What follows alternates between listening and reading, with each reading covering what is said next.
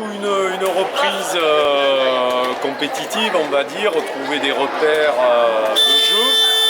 On a fait peu d'entraînement, les filles reprennent petit à petit. On va dire que la matinée a été satisfaisante avec une intensité qui permettait d'avoir un jeu un peu plus fluide.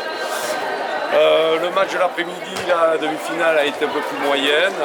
Il y a déjà physiquement, on sent qu'il y a quelques manques, qu'on pioche un petit peu, ce qui est normal. Mais néanmoins, pour l'instant, c'est satisfaisant. L'intégration des jeunes se fait plutôt bien sur le jeu fourni. Donc, pour l'instant, voilà, on est bien calé et on va dire qu'il y a beaucoup plus de positifs que de négatifs. Intégration des jeunes plus les recrues, est-ce que ça veut dire que l'effectif est fortement renouvelé? Alors je ne dirais pas fortement renouvelé, on a 3 joueuses qui arrivent, plus à peu près 4 moins de 15 qui montent. Elles s'entraînaient déjà depuis 4-5 mois avec nous, donc elles connaissent un petit peu les exigences du jeu en U17, donc je ne suis pas surpris qu'elles se soient déjà bien adaptées, même si elles n'avaient pas fait de match tout l'an dernier. Voilà, on va travailler, on va continuer à travailler, s'améliorer, se transformer.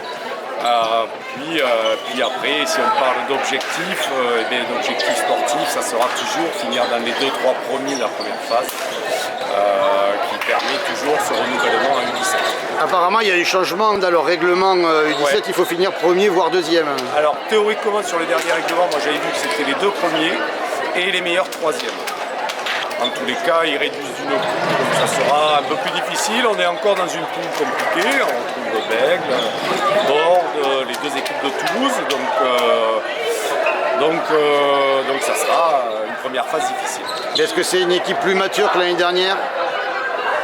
Alors, plus mature, je ne sais pas, mais certainement un peu plus rodée, je vais dire, parce que justement le fait d'avoir intégré aux entraînements déjà depuis 4-5 mois, on a des filles qui savent ce qu'elles doivent faire pour pouvoir évoluer au niveau U17, défensivement et offensivement. Oui, c'est l'impression que j'ai eue moi en voyant le match contre Mérignac ce matin où les Mérignacaises découvrent ce niveau. On voit qu'on a une équipe qui découvre le niveau U17 et on voit des filles, même s'il y a des nouvelles, qui savent déjà ce qu'il faut faire. C'est ce qui a fait certainement la différence entre les 2 équipes. Mérignac va certainement progresser, mais nous, j'espère qu'on va augmenter en intensité et en niveau de jeu par la suite. On dira qu'on a une petite avance.